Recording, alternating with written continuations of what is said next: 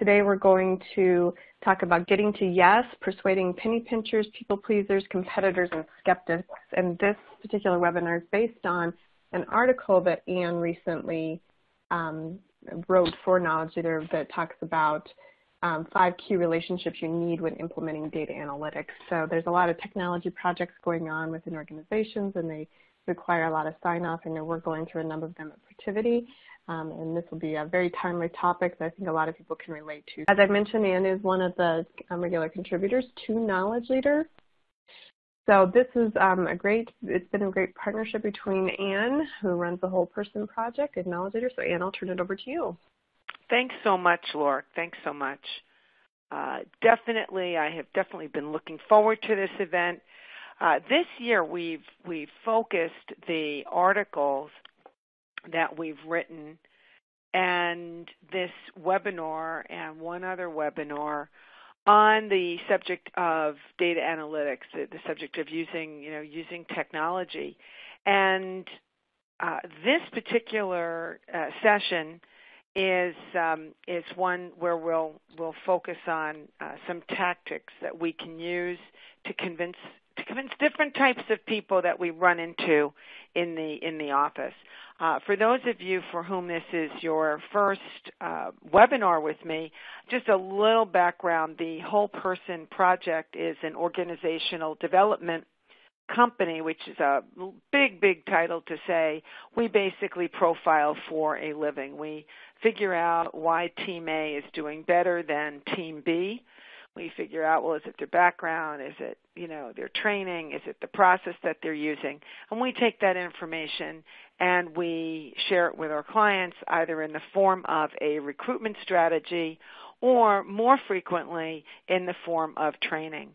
So in this particular session, what we're going to cover is some of the habits of people who are effective in convincing others. So what we'll do is profile some of the personalities that you might encounter during, at work when you're trying to persuade people to make some change happen. Maybe you want them to invest in the software. Maybe you just want them to modify the audit methodology or the risk and control methodology to embrace the use of data mining and the use of data analytics.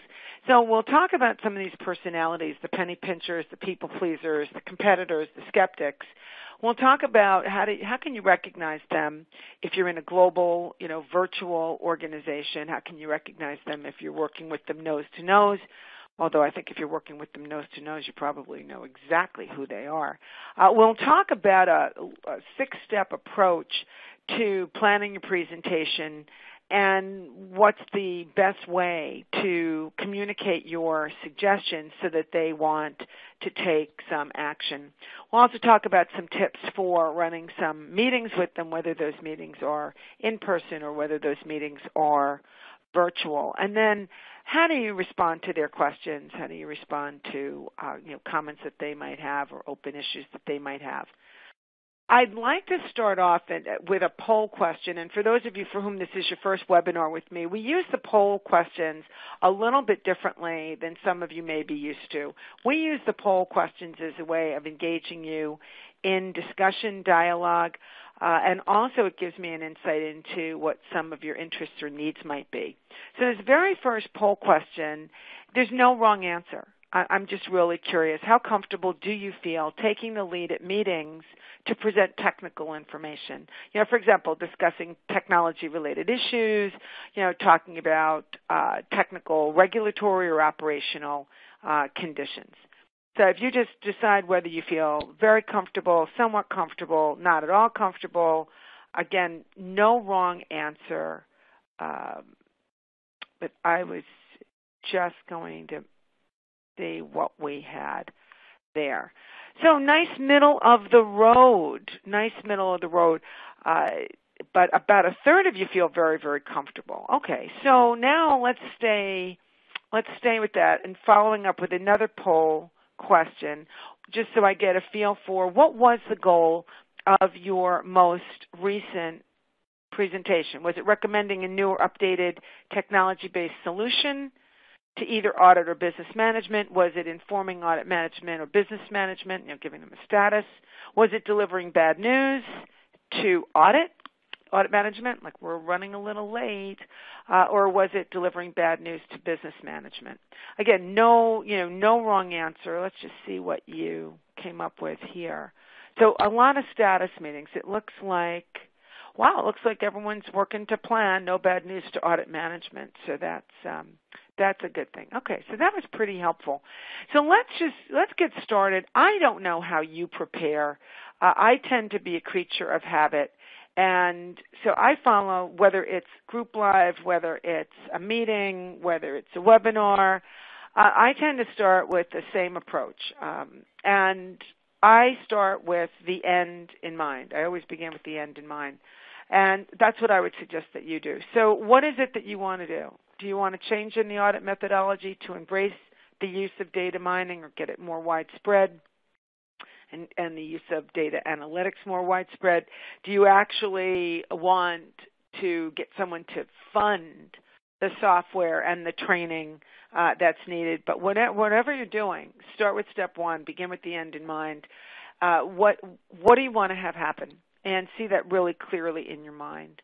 Equally important, but in the second position, is thinking about what your audience already knows about the situation. What do they know about technology? Are they a technologist themselves? Are they a proponent? Are they unfavorably disposed to this idea? The reason, I think it's obvious. We want to identify the audience, not just to know who the people are, but really to determine how much detail do we need to include in our presentation. If someone is already favorably disposed to what you want to talk about, piling it on is really annoying. It's like, look, they already said yes. Just, say thank you and move on. If they are not favorably disposed, maybe they're neutral. What information and what type of information do we need to give people? I'm going to come back to that when we talk more about the profiles of the people, because I think that some folks respond better to a lot of logic and other people respond better to testimonials. I do think it's important. It might sound like being a traditionalist, which I guess I am. I do think it's important to outline your presentation. I am not a big fan of highly scripted presentations and highly scripted notes, with one exception. If your presentation is going to be televised, it's like a big town hall meeting where the cameras are on you, then I would say, okay, we're doing something different, and you're probably going to use a teleprompter. But what we're really going for is this ability to extemporize, meaning you see a couple of notes, you see a couple of words, and they conjure up in your mind a nut of messaging that you want to communicate to the audience. We don't want to be too scripted, and please, we don't want to memorize a presentation because, God forbid, you have a brain cramp, brain freeze, you will be toast. So you want this outline so that you can flexibly respond to your audience either by phone or face-to-face. Once we have that outline, the outline is the equivalent of the scope of our messaging. And the outline should align with whatever our objective is. Then we want to get our notes together. And those are the jogger words that we will rely on during the presentation. But it's also the facts and the research that we might need to do. We might need to find out what other audit departments of our size are doing what with technology. I mean, we might want to go out to the Protiviti site and just do some research on the uses of data mining and data analytics so that we have some additional facts that we can weave into our presentation. I do think it's important to rehearse. I think the more we move from what's on paper to saying it out loud. I don't know if some of you have noticed, sometimes messages look fantastic when they are ink on paper, and then we go to say them, and it is just, I cannot get my mouth around these words. They're just not coming out in a smooth way. And that takes me to the last point, which is really getting so familiar with your material that you can relax before it is showtime and it's time for your presentation. So now I'd like to move into, now we've got this basic model, what I'd like to move into is the profiling of these 4 different types.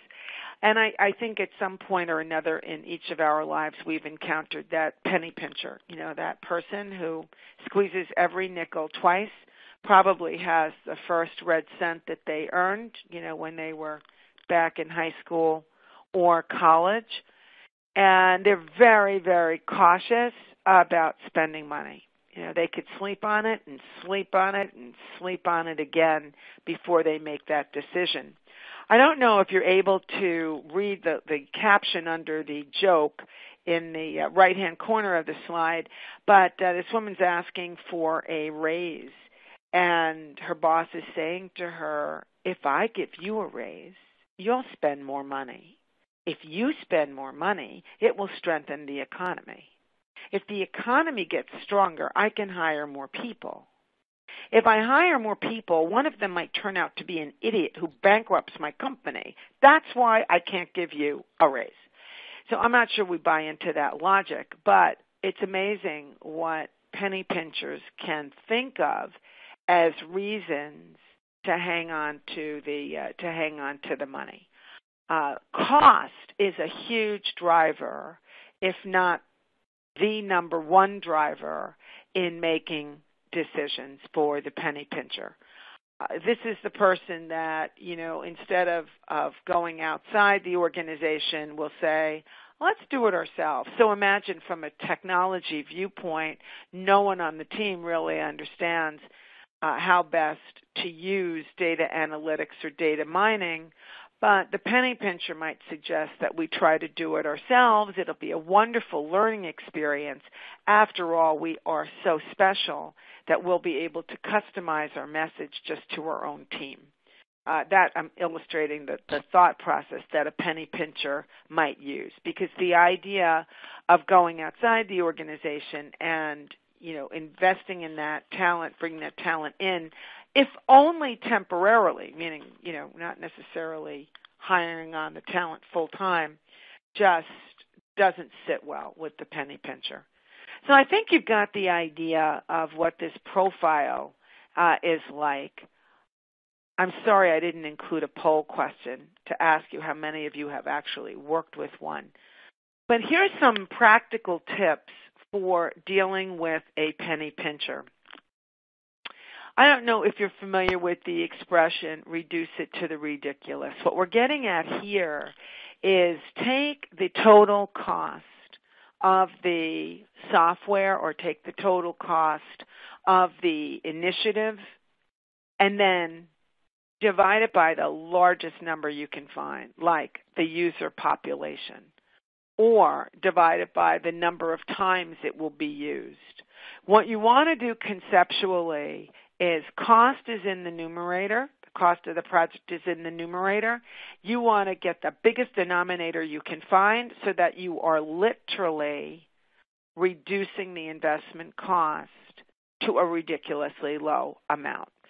If you have ever seen those commercials for pennies a day, for 2 cents a day, so unless you're really gifted in math and you're doing the math, most people focus on the 2 cents a day, and it's effortless when it's done that way, as opposed to you're going to be shelling out over $700.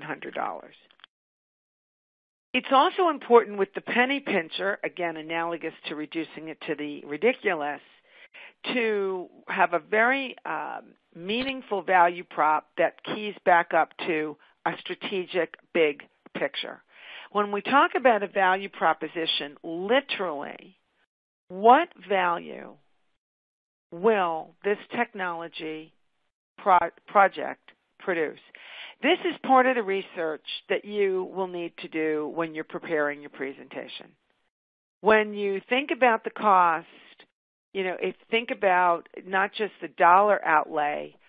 Penny pinchers also tend to save on time as well. So think about the time of people involved in the project. But what you want to do conceptually is align your technology project with an overarching big picture strategy.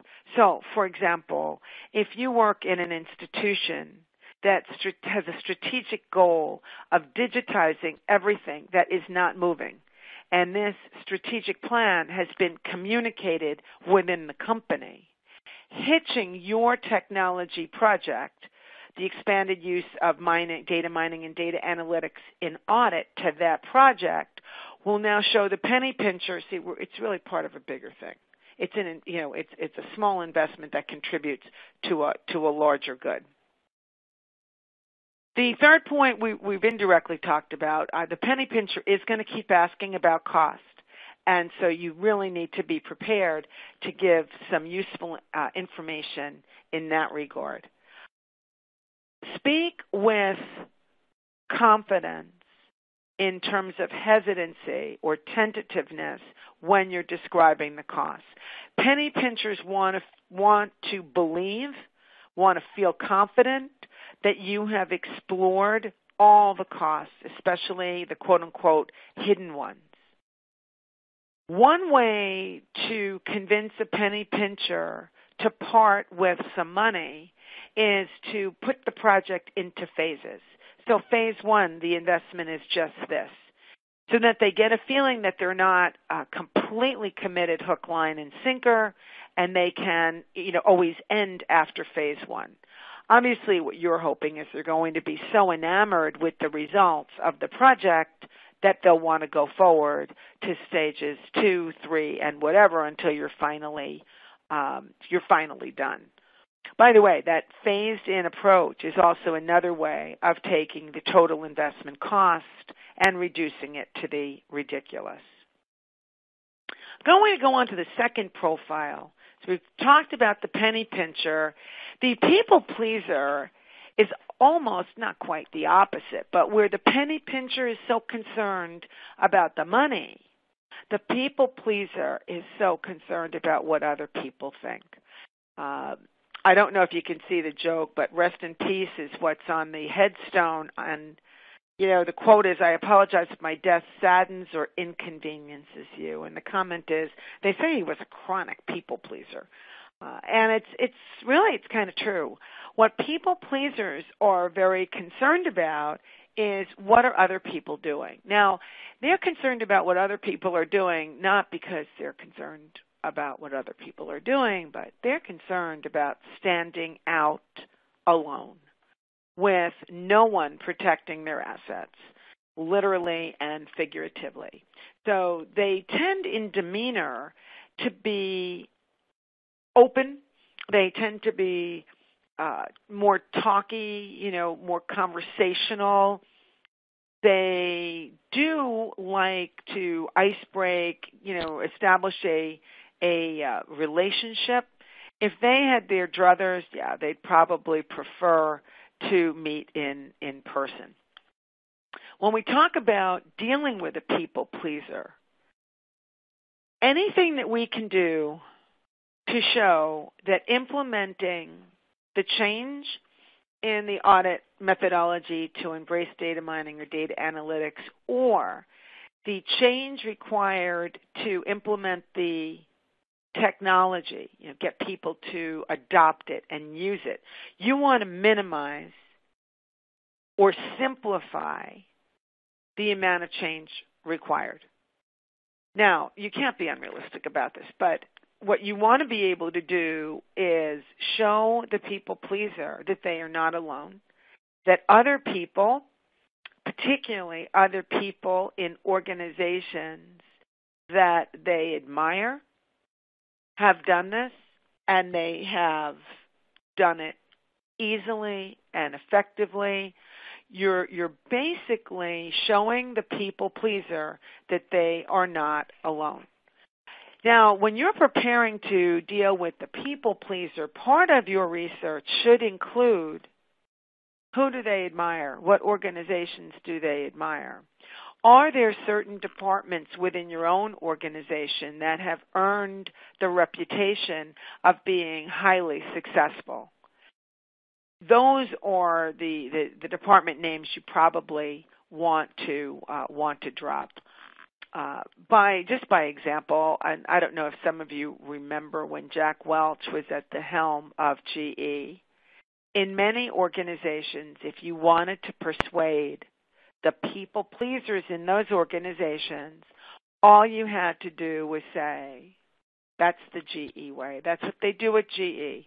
And even though these organizations were not GE, weren't even in the same industry as GE, you had people adopting and saying, oh, okay, then let's do it. If it's good for GE, it's good for us.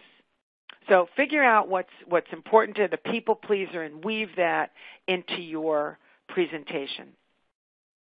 The third profile that I wanted to talk about is the competitor. If you're looking over to the right with the savage chickens, one chicken saying to the other, you're the second most competitive person I know. And the other chicken's thinking, second?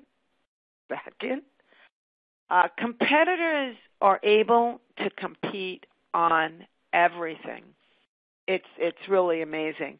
You recognize the competitor not only by what they're saying, but also by their behavior. They really do like to get that last word in.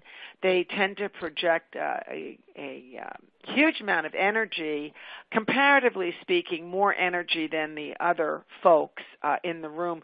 Certainly much more energy than the PennyPincher. PennyPincher tends to be, of the three profiles that I've described so far, the PennyPincher would appear to be the most calm, the quietest of the three.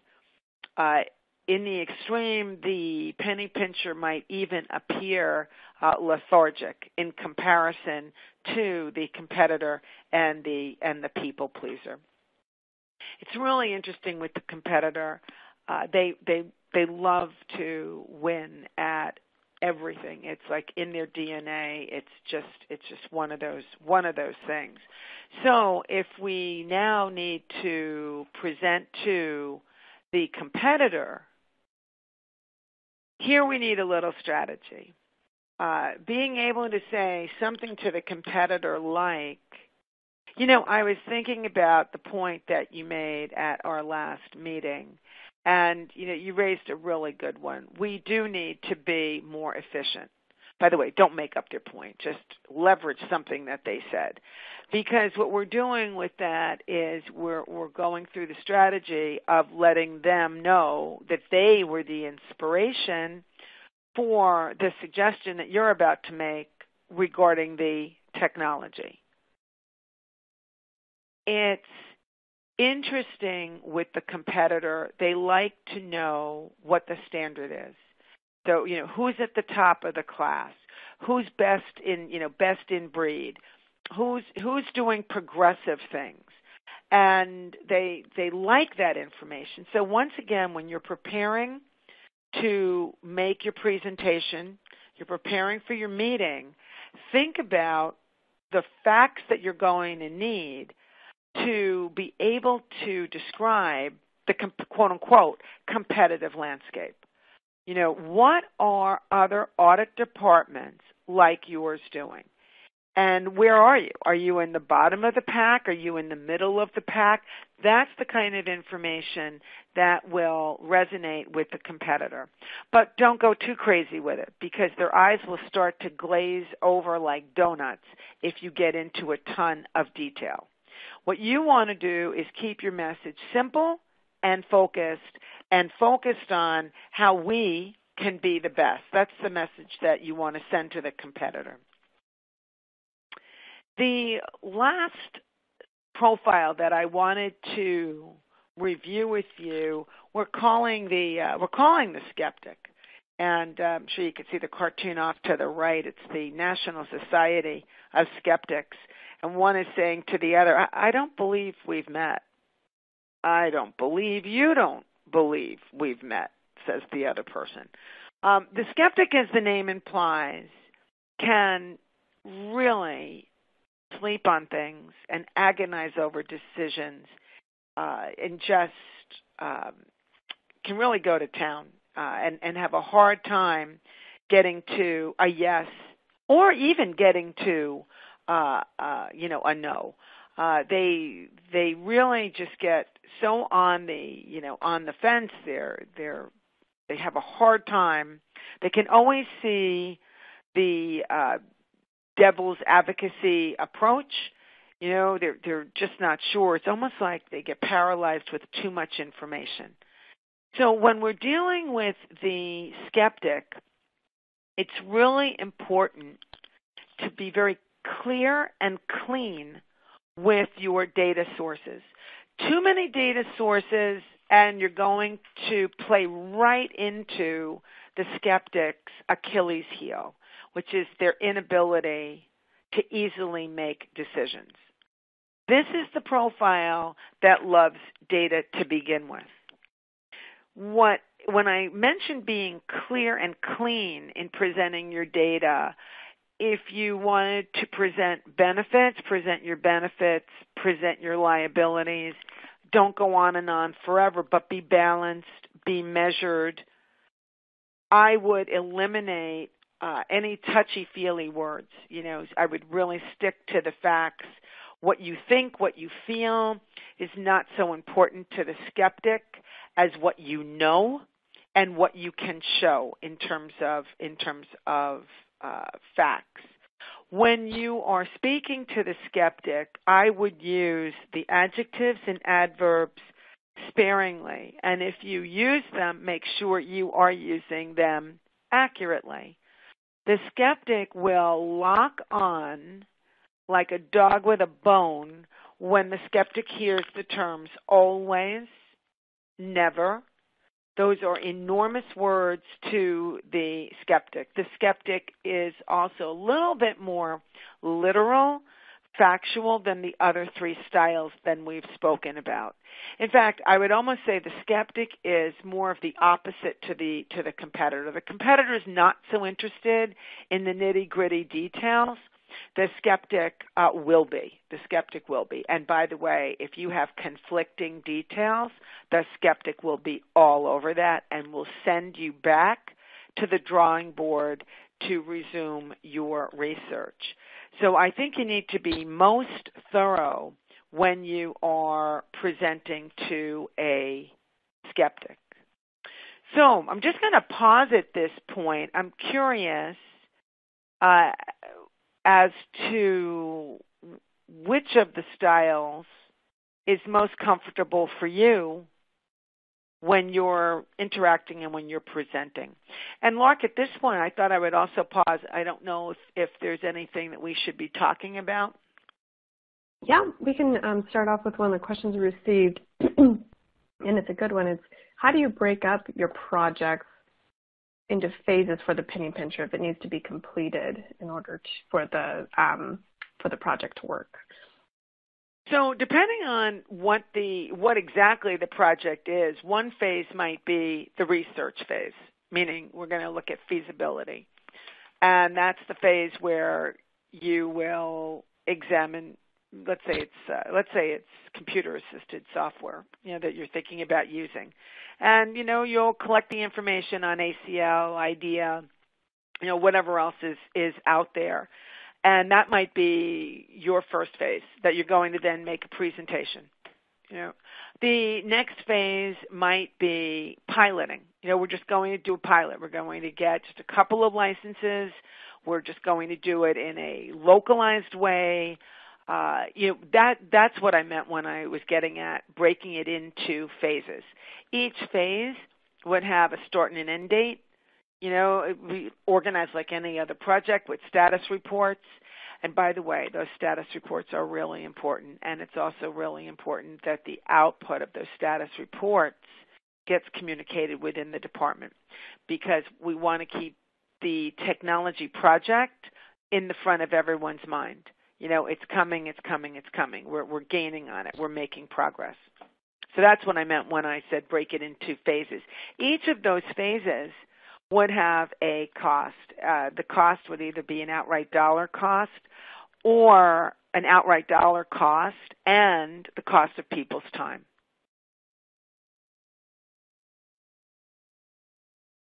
So I think, hopefully I gave people enough time to respond here. And let's see what we've got. So it looks like most people are comfortable with the people pleasers. That's interesting. I think the next is the competitors. I guess it's almost an easier strategy. Let them win. You just have to be a little artful in how you set that up. So now this is interesting. As a group, almost a little over 45% are comfortable presenting to the people pleasers. So now let's look at this. And now let's juxtapose the prior answer to the answer to this one. What is your preferred presentation method? And while we're letting them all respond to that, is there anything else we should talk about? Yes, someone asked whether or not an individual can have attributes of one or more personalities. So could you be a PennyPincher and a competitor? I suppose anything is possible. You know, I think we have, as individuals, I think we have attributes of all in us, but I think one tends to rise to the surface. One tends to be a little bit more of a dominant trait. You know, I think we all want to spend intelligently. You know, I think few of us would raise our hand and say, "Oh, yeah, we're just spendthrifts." You know, it just goes right through our hand. Water, you know, money goes right through our hands like water. On the other hand, I think that while that's true, some of us are more inclined to say, "Yeah, let's try it. You know, let's fund it. Let's see what happens." So I think there might be attributes of all four in us. You know, for example, the competitor. I think most people like to feel good about themselves. You know, they like to feel that they had a good day, that they had a successful day, that they are successful. It's just that in some people, it's just a bigger feeling. You know, it's a more obvious, more dominant trait. So let's see what the answer is here.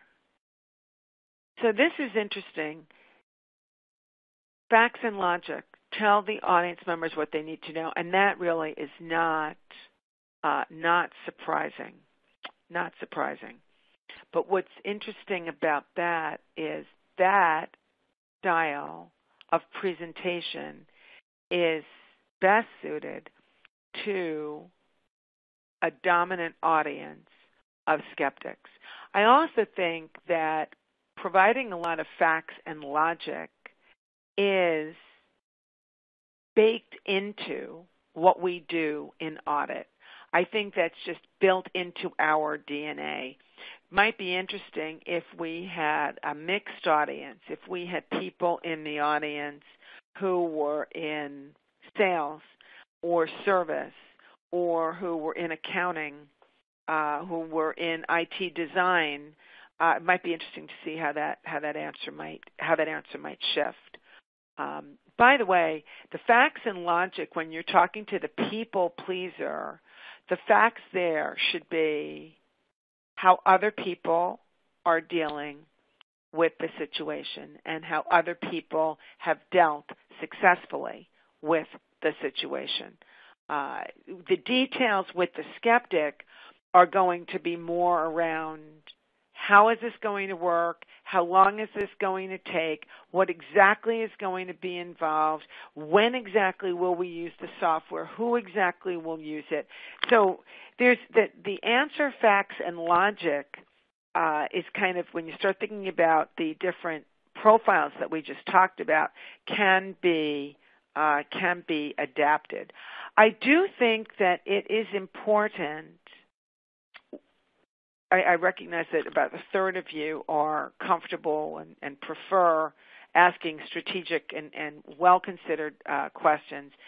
I think it's important to be equally comfortable with both presentation methods, and that's why one of the tips that I wanted to share with all of you today is the idea of using questions in a strategic way to involve the audience. There's a line, if I were to borrow from sales, and it's when you're telling, you're not selling.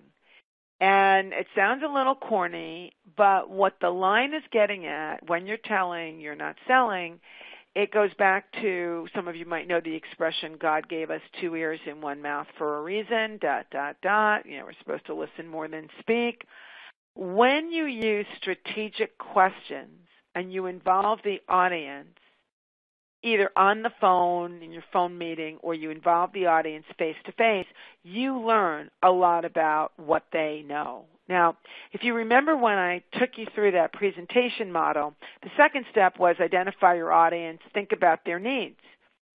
So sometimes we can ask them what their needs are. Sometimes we can't. Think about how many times you go into a meeting. You don't really know exactly what the person on the other side of the desk knows about the topic you are going to discuss. So the idea of pulling might be something that you consider adding to your toolbox if it's not a technique that you use a lot. When you pull, as you can see in the diagram, you're really asking more open-ended questions. What are your impressions of? What do you see as the value of using software and weaving that into our audit methodology? Pause, and then see what they say. See what they already know. See where their biases already exist. So I've been talking about these profiles and different techniques to use, and I think that we got a lot of the theory there. And so what I'd like to do in the remaining time is move to more of the application and get you thinking about, okay, how do we put some of these concepts together? So right now, one more poll question. How do you currently prepare for a meeting? Do you send out an email? Do you wing it? Do you use templates that your professional practices group, created? What do you do today? And Lark, while they're filling out their answers, is there anything that we should be discussing? Yes. Quite a few came in over the last 5 minutes. So let's see.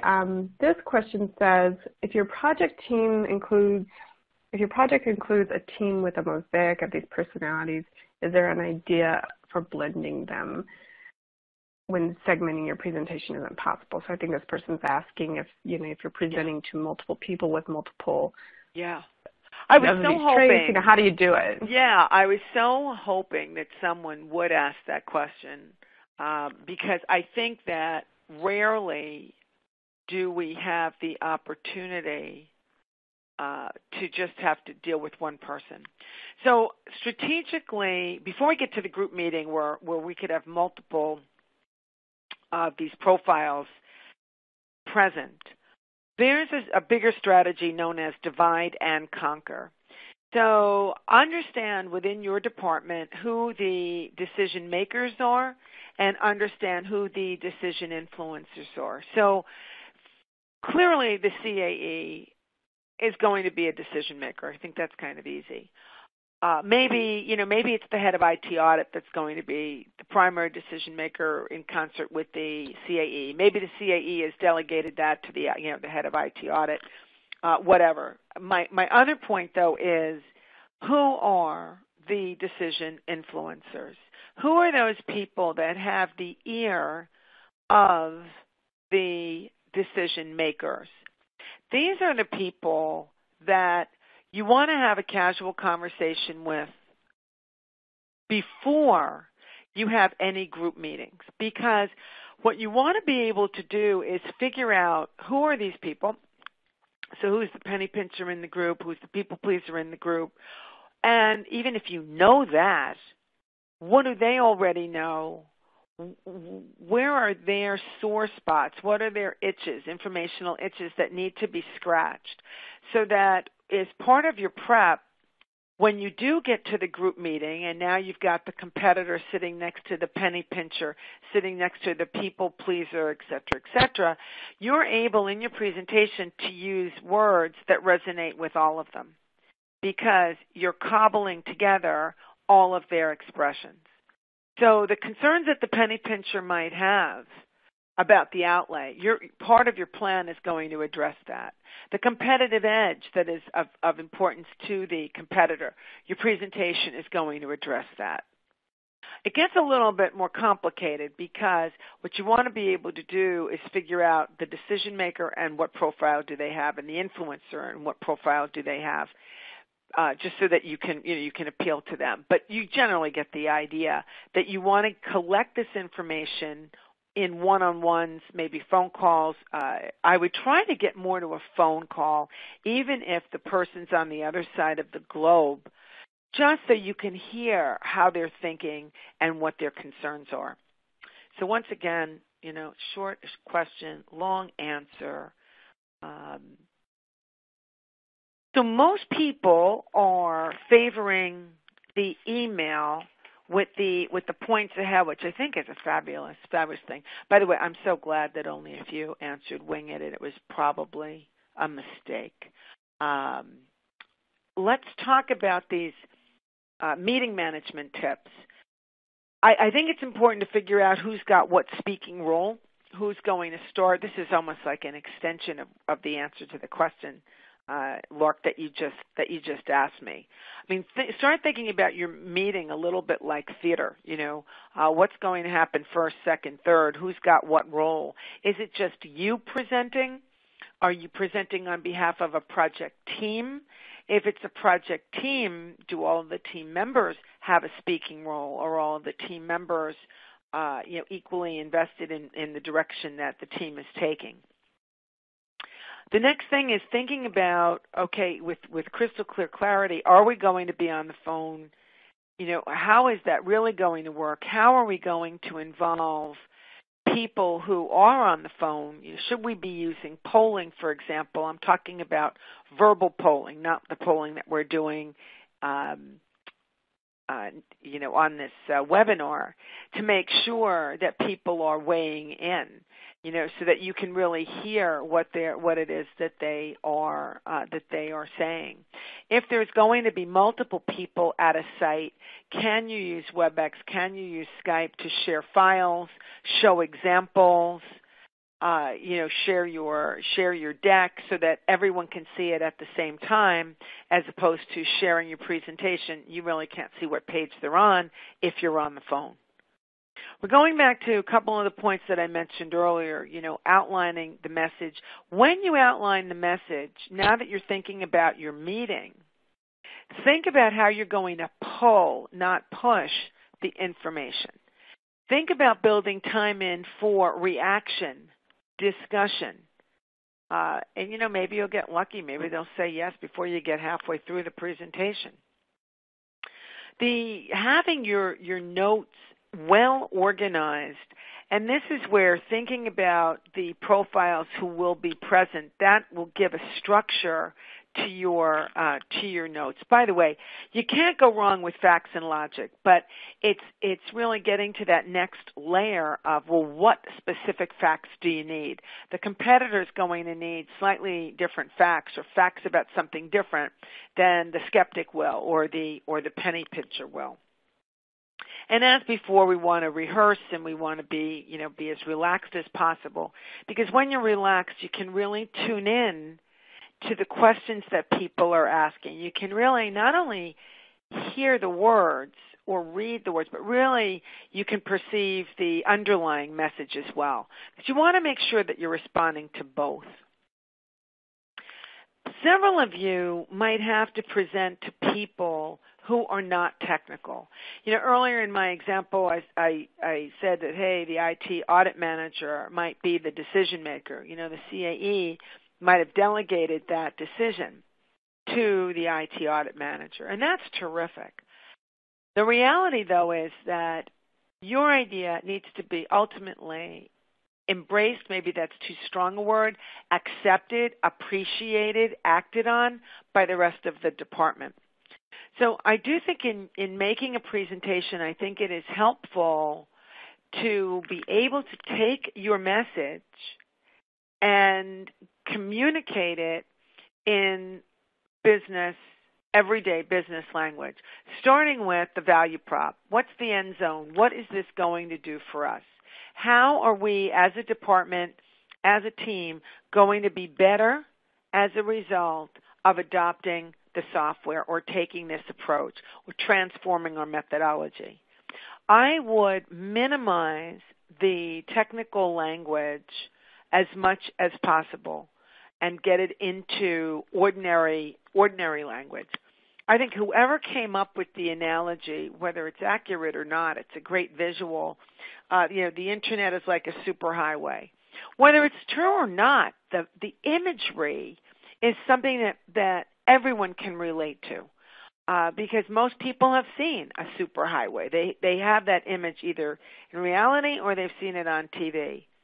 Being able to give analogies or giving examples, preferably using scenarios that relate, that the people can relate to.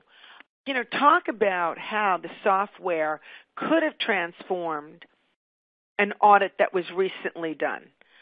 I have found with software, most people use 10% of the feature functionality. Most people don't have the patience to be trained to completely use the software. They use it based on need. Consequently, there's 90% of the feature functionality that they don't even know exists. When it comes to data analytics and data mining, the more you can give people examples of how they can use it, the better off you are. Build in periods for Q&A. Build in periods to check in with people. Are they satisfied with the amount of information that you're giving them? I want to pause at this point. I just used a closed-ended question. Are they satisfied with the amount of information they're receiving? Do not do that when you have your QA period. You want to ask poll questions, open-ended questions. How is the information I provided you, how is this helping you make the decision? How has this added to your understanding of how we might use data mining? Or how does this information that I've provided compare to what you already know about how other departments are using data mining? Notice that all three questions that I just posed, they're all open-ended, and they're intended to engage the other party in some kind of critical thinking, some kind of response. When you are either face-to-face or on the phone, I have found it really super helpful to restate the question before responding to it for a couple of reasons. First of all, it buys you some think time. You restate the question. You're also able, as you're restating it, to think to yourself, is this really a loaded question? Is this really one of those questions that seems innocuous on the surface? Oh, but it's really not. It's got a little bit of a landmine underneath it. When you restate the question, if you have misunderstood it, before you respond, the other person usually will say, no, that's really not what I'm asking. And that way you can get it, you can get it straight. Some people take a little while to get their question formed, and some people have better vocabularies than others. I've been in situations where a person has said the same thing 3 times. Now, when you hear something like that, even though the first time the person said it, someone else gave them an answer, then the first person says the same thing a second time. That's an indication that although someone else gave an answer, that answer was not acceptable to the first person. So I think it's important not only to not interrupt the audience, a double negative there, but let them speak, but also be mindful, if it sounds like they're asking the same question, it's probably because their informational itch has not been scratched. I also think it's helpful, and you might think this is a little brazen, but I think it's helpful after you've responded to a question to say to the questioner, have I answered your question? Does that address the issue? And if you get anything that's a little weaselly, well, yeah, I guess so. Yeah, I guess. That's not a confident, absolutely yes. So then you have a choice to make. Do you want to stay with it and resolve it, or do you want to take it offline? Because unresolved informational itches will definitely hold you up and will definitely hold up the yes answer that you are looking for. If you have a lot of skeptics in the group, I think, and by the way, this is true for all the profiles, but especially the skeptics, it's better that you say you don't know than to give a generalized answer that subsequently turns out to be imprecise, which is a nice way of saying it really wasn't accurate. So that last tip on the slide, when you don't know the answer, I just think it's important to get back to the person. What I also think is helpful, what I found helpful that I'll share with you, is if it's not obvious, ask why the information's important. So let's I don't know, let's say that the person's asking a question that, you're kind of wondering what makes them ask that. It's not an obvious question like how much does that cost? Is there a warranty? Or how would we plan the rollout? It's just one of these questions you kind of think, I wonder. Ask. This way you get a sense of what type of research you need to do, and you get a sense of how to get back to the person with some meaningful information. So, again, under the heading of putting it all together, we've got a little bit of a scenario here. And I'm just going to read it through for you. And the reason I want to read it through is as I read it to you, I want you to think about how you would profile the department head. And I'd just like you to kind of get that image in mind. What profile do you think the department head is? So the scenario is you've researched a data analytics tool that you think would be effective for the types of audits your department does. And you think it would be a great fit for the methodology. While Excel has been the department's preferred software for many years, you think this tool will add value. It'll enable you and other people in the department to interpret entire or large amounts of data and use the results to reliably diagnose and predict trends, perform more precise analyses, obtain test results faster once the scripts or queries are developed, and reduce audit risk, enabling management to rely more confidently on the audit results. The department head is of the if it ain't broke, don't fix it variety. And imagine now that it's the beginning of the fiscal year, and this purchase, this tool, will take up a large part of the department's budget, which the department head manages with a very, very close eye. So, how would you profile this department head? And Lark, while they're thinking about their answer, is there anything that we should talk about? Yes, and it's a good question. I don't know if it's going to give away the answer to this question, but the question you just asked. But this person did ask, how do you best identify the profile of your counterpart? What's the best way to size them up? Do you do that right then and there on the spot, or is it best to, get to know these people in advance? What's the best way? As I was saying earlier, I think it's best to do this ahead of time. I think that, day in, day out, the people that you work with give you signals about who they are. We just don't pay attention to it. We don't need to. We're not trying to sell them on anything. We're not trying to persuade them.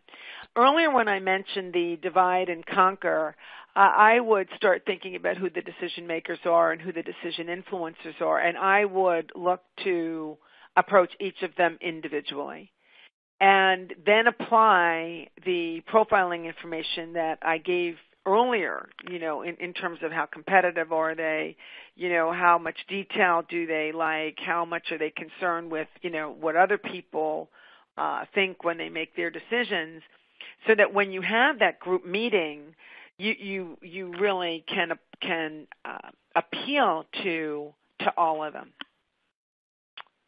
So ahead, I would definitely do it ahead. I would not do it in the moment. Let's see what people thought. Let's see what they thought. PennyPincher, skeptic and not sure. The not sure people taking the safe way there. If it ain't broke, don't fix it. That was a little. Don't rock the boat kind of person. Let's not make change happen. I gave you 2 hints. If it ain't broke, don't fix it. I was kind of hinting there at the people pleaser kind. I don't want to just make change. Everything's going fine. Everybody's happy. Let's not rock the boat. And the other seed that I was planting there was the PennyPincher person. So it was really a little bit of a trick question. And what I was getting at was that most of us, it was like the question, Lark, that you read earlier, most of us have a little bit of a couple of these in ours, but we have a more dominant trait. So if you said PennyPincher or people pleaser, you're probably closest to the poll. Now, how would you approach this person? That's my other and last poll question. How would you get in front of him? Draft a memo, show him that he has to keep up with the times by, giving him information, citing other departments, draft a petition, or ask for a one-on-one meeting. What would you do? And I think we have time maybe for one more question while I'm waiting for the poll answers. Yes, I've been receiving a lot of really good questions. A lot of people did ask the question about them. What if they have multiple? Yep. Not multiple personalities, but very, multiple yeah. traits. But I'm trying to find a new one since so many people. While you're doing that, I'm realizing the time, and I'm just going to draft a memo with proposed step-by-step. I think that's always a safe thing to do, draft that memo. But in this case, I think showing him that the department has to keep up with the time, not wording it that way, by the way. Don't word it that way. But this, if it ain't broke, don't fix it. That mentality is a people pleaser. And just drafting a memo alone with the facts is not going to necessarily, get you there. I cannot believe we're nearly at the top of the hour. So much to talk about with this subject, but the thought I wanted to leave all of you with is life is 10% of what happens to you and 90% of how you respond to it. So I want to thank everyone for participating. Thank you, Anne. We had a very active audience today, and there's been a lot of questions, so thanks for your time. You're welcome. Well, everybody